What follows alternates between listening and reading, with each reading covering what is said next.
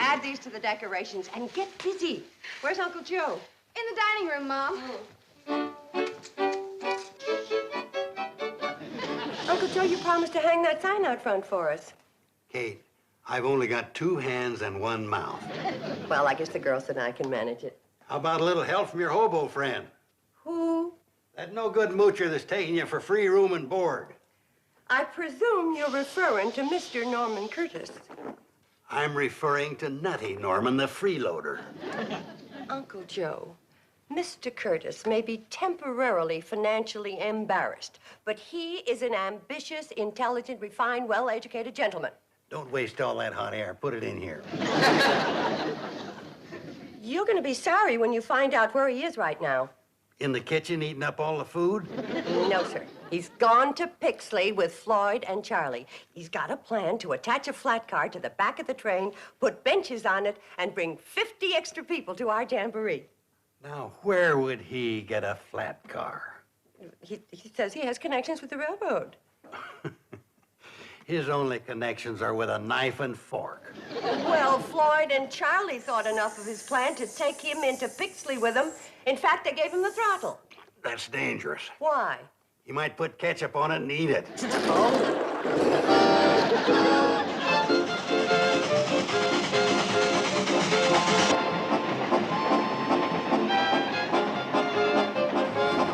sure looks happy, don't he? Of course he does.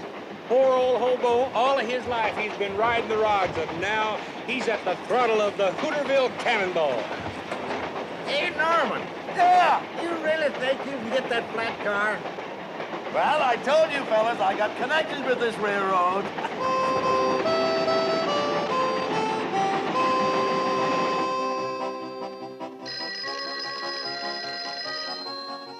Mr. Curtis' office. No, I'm sorry. Mr. Curtis is out of the city for a few days.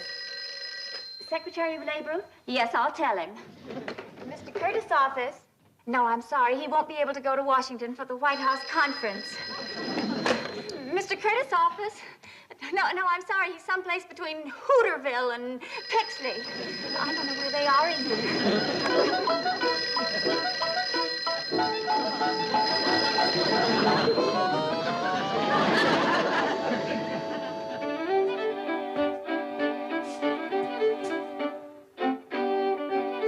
Come on, Ma, you can dance it.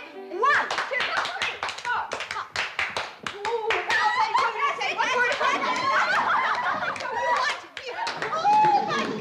No, thanks. Save that for you young fellas. Uncle Joe and I'll watch from the sidelines. Well, speak for yourself, Kate. I can shake a foot with any of these young bucks. Come on, Uncle Joe. Come on. 1, 2, 3, 4. Here's a step you can do. 4. Look, 2 more fellas. Now we've all got partners. Come on, Charlie, we'll show you a new dance with the jamboree. Hold it, girls. I'm afraid there ain't gonna be a jamboree. What are you talking about? There's no way for the folks to get here. That fella Curtis has wrecked the cannonball. Wrecked the cannonball? What? He just as good as wrecked it. Busted the throttle right smack off. Can't run a train without a throttle. How'd it happen? He tried to show off going up Bleeker's Hill. Yanked the throttle back so hard he snapped it right in two. Pretty near pulled the rod right out of the boiler. Yeah, Floyd and I had to pound it back with a block of wood. Shut off the steam. Well, what'd you do, walk all the way from Bleeker's Hill? No, we let it roll backwards and coasted to here. Well, Kate, what do you think of your refined, intelligent Mr. Curtis now? He's wrecked the train and ruined our jamboree. I hope you're satisfied. Shh, here he comes.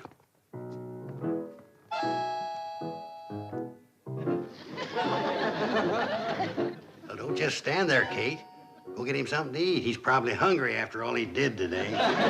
I don't know what to say. Take a crack at goodbye. Joe. Charlie, can't the throttle be fixed? I'm afraid we'd have to get a new one. A new old one. They ain't made them like that in 50 years. Might as well face it, Kate, that Cannonball can't be fixed in time to bring the folks to the jamboree. Yes, it can. Now, listen to me, everyone. Quiet, folks. We're going to hear some words of wisdom from our distinguished hobo guest. I hadn't intended to reveal my identity to you, but now I think I should. And then you'll know that I can have the train fixed. I am Norman P. Curtis, president of the C&FW Railroad.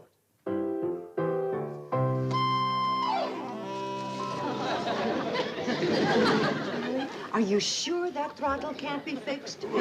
Don't you believe me? Norman, this is no time for jokes. But wait a minute, Kate. I'll prove it to you.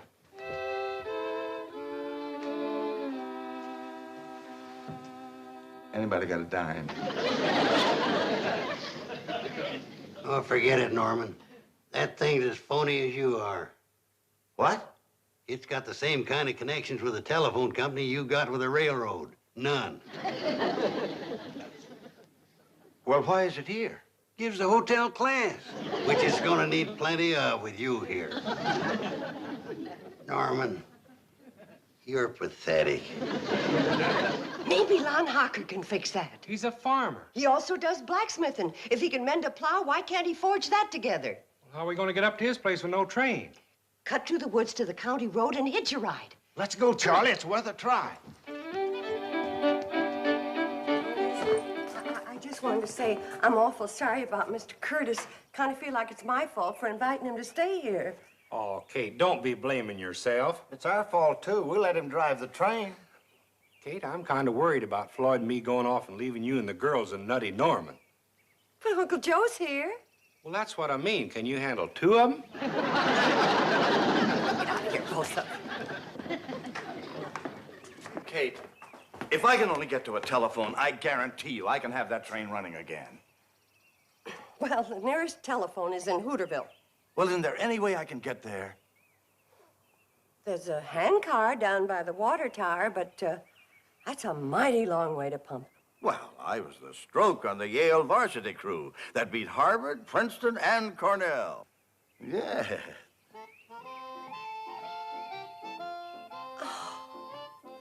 I liked him so much better before he started all that bragging.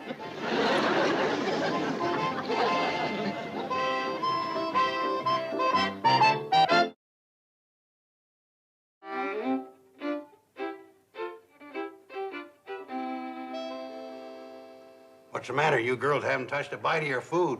Not hungry. Me either. Uncle Joe, how can you eat at a time like this? Well, this is a perfect time. When Nutty Norman's at the table, nobody else had a chance. How do you girls expect to do any dancing when you're not eating? Who's gonna be dancing? Now no one can get here for the jamboree. Oh, no, let's not give up. We got a lot of things going for us. Maybe Lon Hocker will forge the throttle back together again. Maybe Nutty Norman will... I mean, Mr. Curtis will do something. Please, Kate, not while I'm eating. Well, he's certainly trying. He's pumping the handcar all the way to Hooterville. Oh, fine. It's not enough losing the train. Now the handcar's gone. Well, come on, girls. If you're not going to eat, pick up your plates, take them to the kitchen, and help me. And don't pay any attention to your Uncle Joe about anything he says about Mr. Curtis.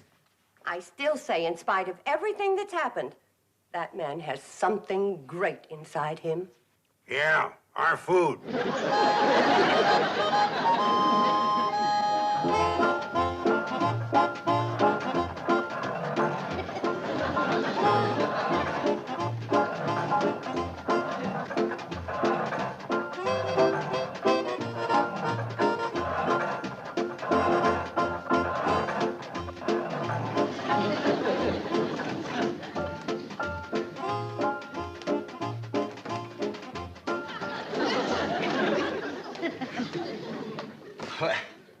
Good afternoon, ladies. How do you do?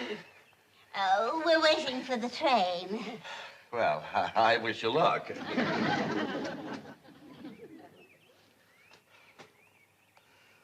Pardon me. Would one of you ladies please let me have a dime? It's very important.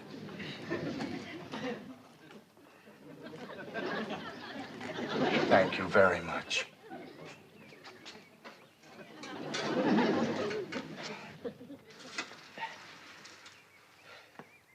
Hello, operator. I want to talk person to person to General Frank Newton. And the number is code area 311-555-8324. And I want extension 1111. Operator, charge just a credit account 555-2368L184. I just gave you the number. Code area 311-555-8324. Extension 1111. Credit account is 555-2368L184. Oh, this number. Well, why didn't you say so? Hooterville 3.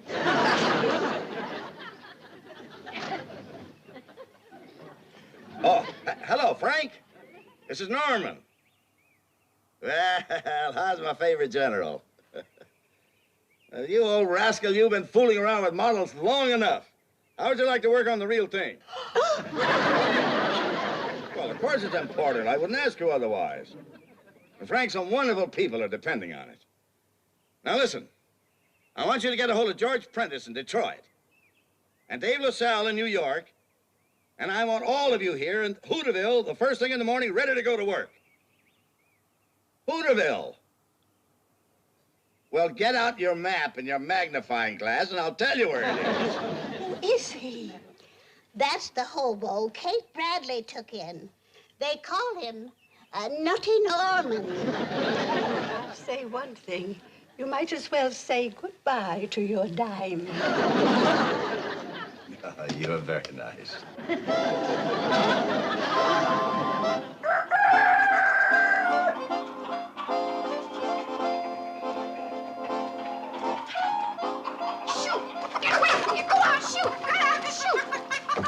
From here. Stop eating this train. Just because she sat here since yesterday doesn't mean she won't run again. Anybody showed up yet? Well, not yet, but the girls are out looking. Might as well take that stupid sign down. We ain't gonna have no jamboree. Uncle Joe, whatever you do, don't start acting gloomy and pessimistic in front of the girls. We gotta keep their spirits up. Okay. Mother.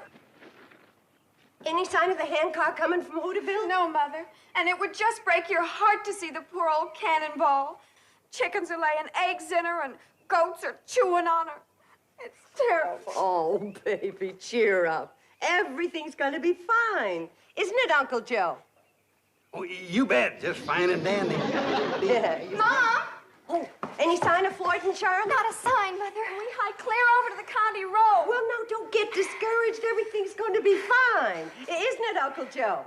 You bet. Just fine and dandy. What are you doing? I'm gonna take this stupid sign down. We ain't gonna have no jamboree. Now, for there.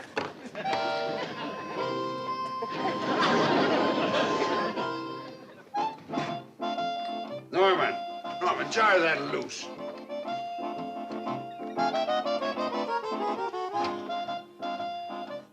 Kate.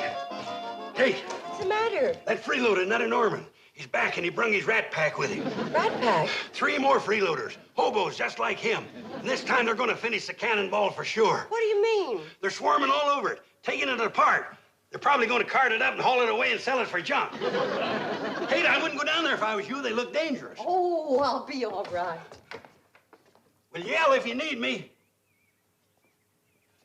I'll be having a bite of lunch.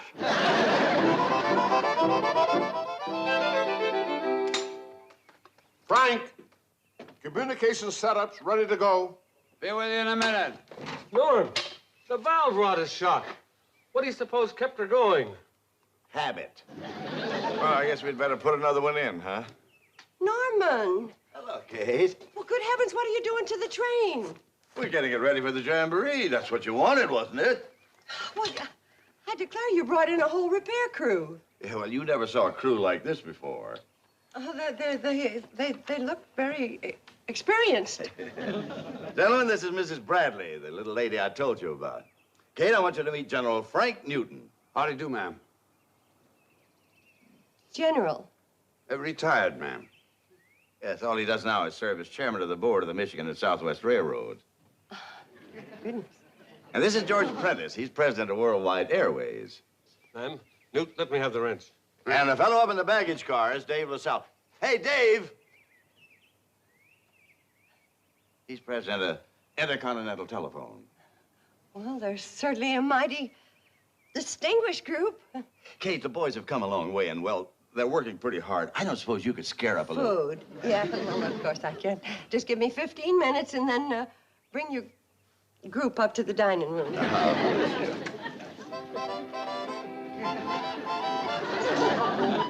Okay, go ahead. Hello, Peterson? Peterson? Frank Newton. Now listen, I want the throttle lever off the Emma Sweeney. That's the wood burner in the north wing. Right. Mighty handy having your own railroad museum, isn't it? Dave, call my office. I'll have a plane pick it up. What good will that do? You can't land a jet around here. They still make parachutes. They can drop it right down the smokestack. Hey, Peterson!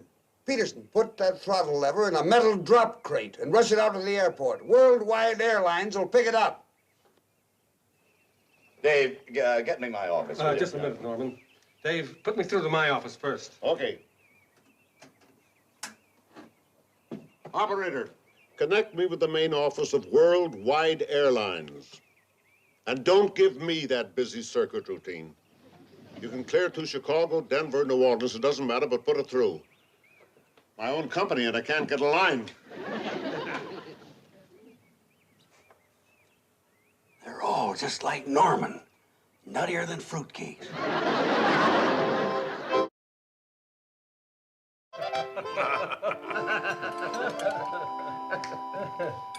By the way, Frank, did you take advantage of the market tip I gave you on Western mining? Yeah, bought 10,000 shares.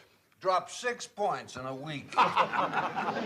Don't blame me. I got the tip from my secretary. You've just got the wrong girl. Mine steered me into General Products, and I made almost $250,000 in 3 weeks. Now, that's the secretary. Not only that, she's learning to type. With all your money, what are you going to do with another $250,000? I think I'll buy a locomotive like the Hooterville Cannonball. Put it in the backyard and work on it weekends. I haven't had so much fun in years. How about it, Norman? Do you want to sell the Hooterville Cannonball? Sorry, boys. She's not for sale. Oh. Squirrel would have a feast in there.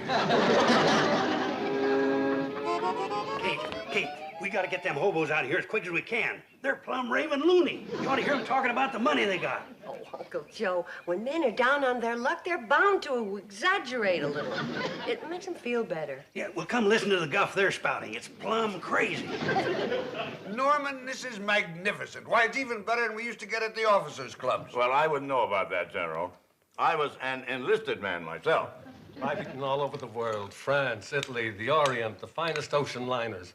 But this is the best, the most delicious food I've ever eaten. No wonder you're so fond of this place, Norman. Well, it isn't only the food. There's also Kate. Oh, yeah. I see what you mean. I don't blame you. Mighty attractive woman. Oh, no. I don't think they're talking so crazy.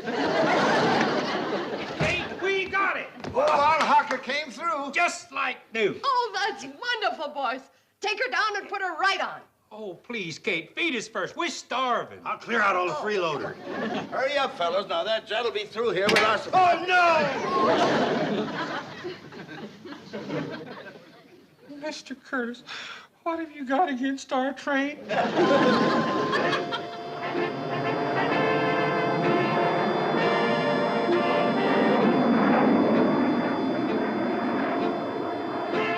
That was a beautiful drop. With that wind drift, it ought to land right in our lap.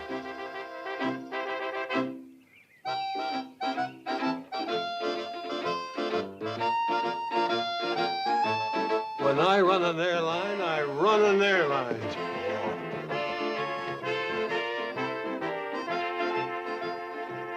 Look, Mom, it's falling right down by the tracks. I wonder what it could be. Well, whatever it is, it's for them. They're running after it.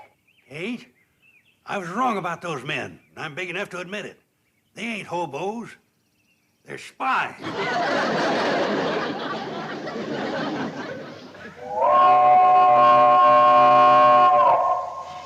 By golly, Norman, I believe she's as good as ever.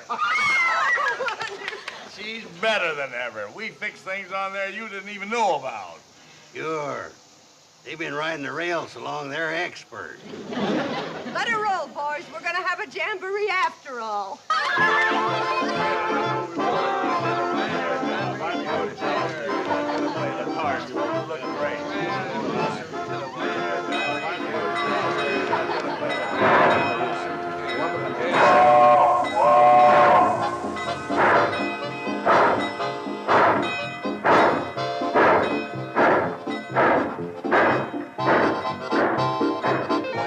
Welcome to Shady Rest. How are you, Oscar?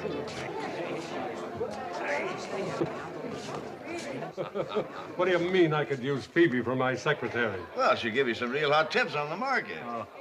Listen, Phoebe, what'll General Products come and do on the market next week? Going up. Hello, Lydia. Nettie, come Well, hello. Welcome to Shady Rest. Welcome to Shady Rest. Oh, Uncle Joe, this is going to be the best jamboree yet.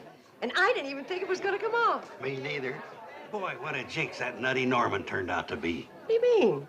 Why, he was responsible for fixing the train. Well, that's the least he could have done. Nothing ever happened to it until he came.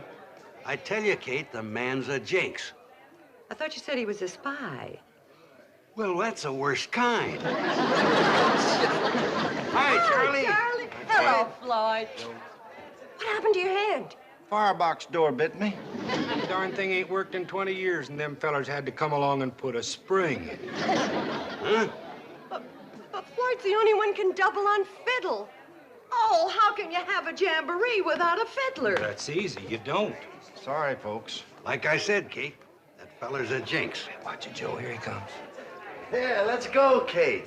The boys haven't been to a jamboree in years. They're champing at the bit. Oh, they're not going to need a harness tonight. What do you mean? You had to go fix the firebox door. Yeah, you wrecked his fiddling hand, that's what you did. Now let's see you fix that. Well, that's the easiest thing in the world. Come on, Floyd. Yeah, he'll fix it all right. He'll probably wreck the other hand. The jinx.